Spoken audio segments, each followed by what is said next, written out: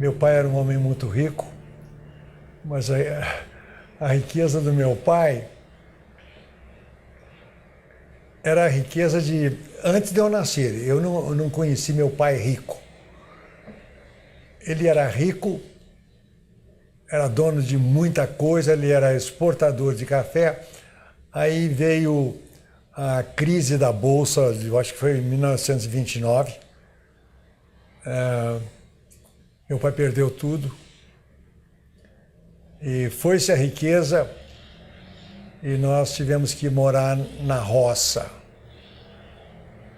As primeiras memórias que eu tenho da minha infância são memórias da roça. Casa de pau a pique, sem privada,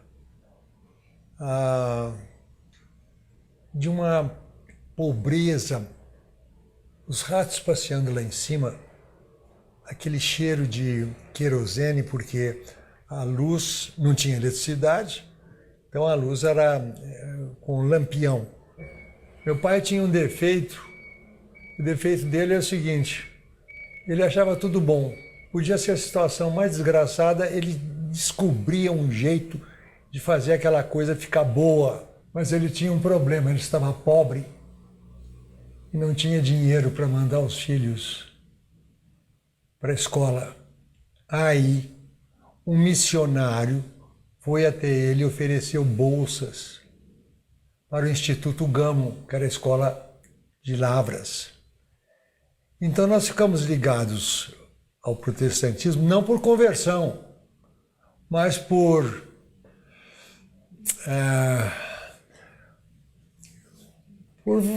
esperteza, né?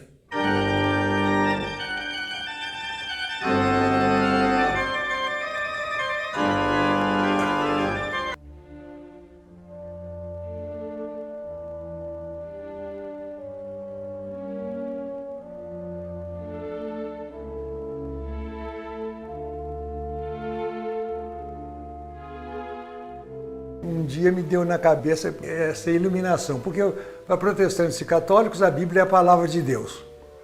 É Deus que inspirou aquilo.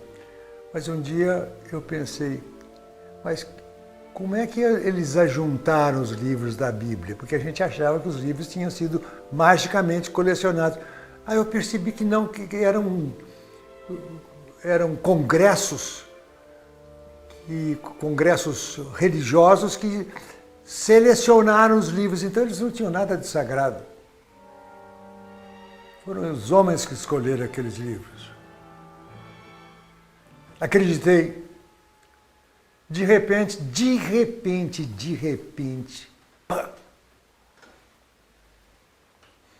A cabeça abriu.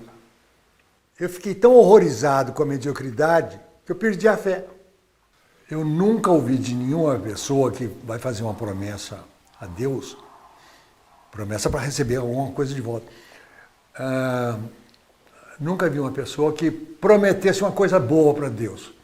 Por exemplo, prometo que eu vou escutar a Martha Argerich tocando Mozart. Prometo que vou tomar um copo de uísque todo dia. Prometo que vou tentar transar 2 vezes por semana pro resto da minha vida.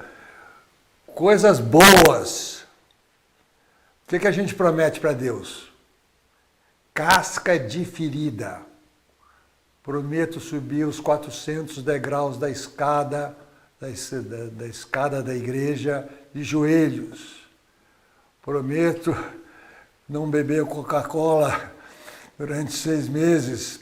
A gente é como se Deus ficasse babando de prazer ao saber dos sofrimentos. Deus tem um prazer. Como está sofrendo, como está sofrendo.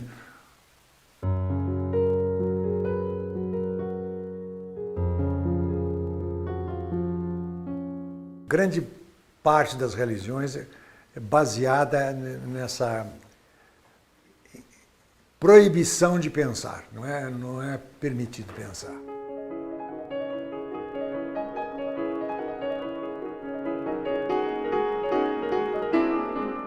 Eu morava em Lavras, a periferia de Lavras, as pessoas mais sofridas que você pode imaginar. Não tinha ninguém para atender essas pessoas. Então, eu preguei para mudar a cabeça dos membros da igreja. Muita gente mudou a cabeça, começou a pensar coisas diferentes. Então, ao invés de ficar pensando no céu, as pessoas começaram a ter consciência de que era preciso amar as pessoas que estavam sofrendo. De repente, os céus da religião me pareceram infinitamente chatos. Como pastor de uma comunidade protestante no interior de Minas, entreguei-me ao cuidado dos pobres, sem jamais pensar em convertê-los. Nessa ocasião, o Brasil estava fervilhando de movimentos políticos. E houve uma mudança na nossa cabeça, da geração nova. Antes, a gente queria salvar as almas do inferno para ir para o céu. Agora que nós não acreditávamos nem no inferno nem no céu, nossa missão era salvar o Brasil. Era transformar o Brasil. Então a nossa fé metafísica se transformou numa fé política. Daí o engajamento, especialmente da juventude, da Igreja Católica e da Igreja Protestante, se ligarem com os movimentos, entre aspas, revolucionários. Então a transcendência que estava no céu passou a transcendência que está no futuro.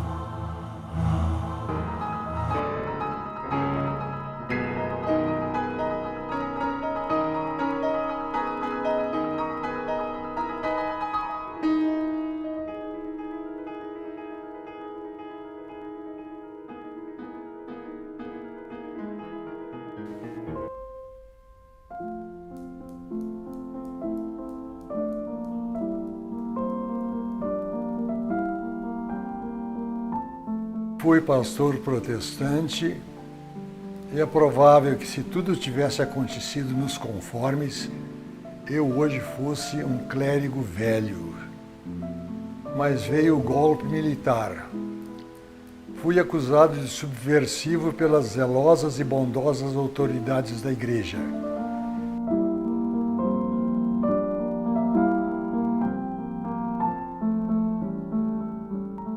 Tinha terminado todas as minhas obrigações acadêmicas, estava livre, porque eu trabalhei feito um louco, eu estava com muita saudade, queria voltar para o Brasil. Então eu tirei um dia para passear downtown, lá no Times Square, e fiquei lá vagabundando, andando para aqui, andando para ali.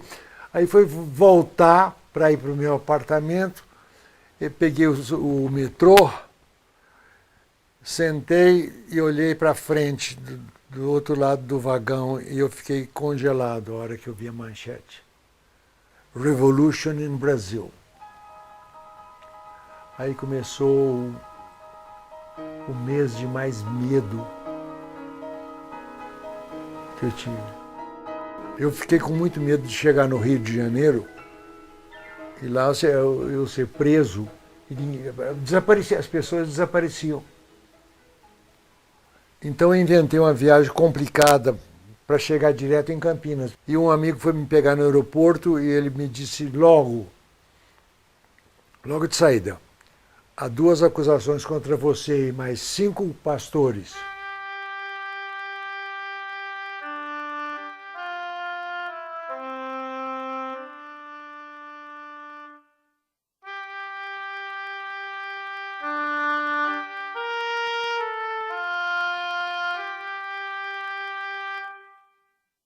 Aí foi 2 anos de aflição, tentando descobrir, tentando não ser preso.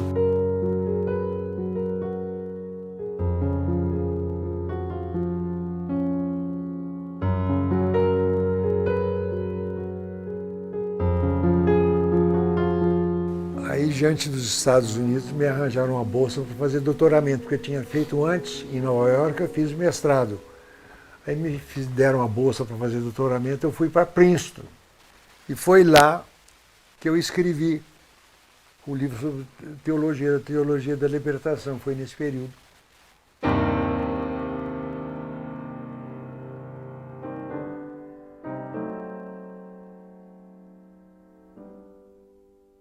tese de doutoramento, o nome era no sentido de uma teologia da libertação.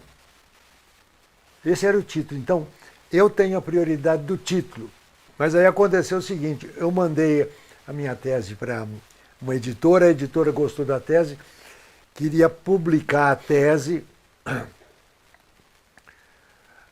mas disse libertação, a moda naquele tempo era a teologia da esperança. Era um alemão, o Moltmann, Jürgen Moltmann.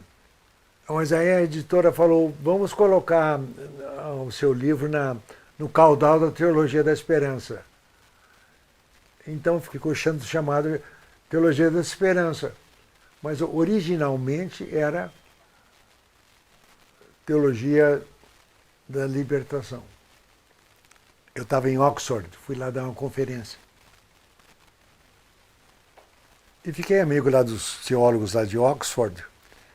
E um deles chegou para mim e disse, como é que estão os preparativos para o Congresso de Teologia em janeiro? Eu não sabia de nada. O Congresso ia ser em São Paulo e eu não sabia.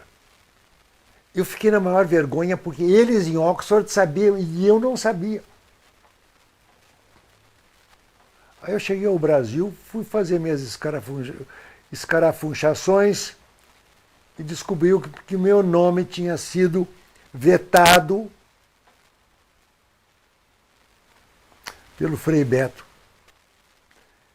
Ele não admitia que protestante tivesse prioridade na teologia. Ele escreveu numa reportagem no Pasquim que a minha teologia não prestava porque, por duas razões. Uma delas é que eu não era marxista e a outra... a outra é que eu tinha escrito minha tese nos Estados Unidos. Eu então mandei dizer para ele que lembre-se que Marx escreveu O Capital em Londres.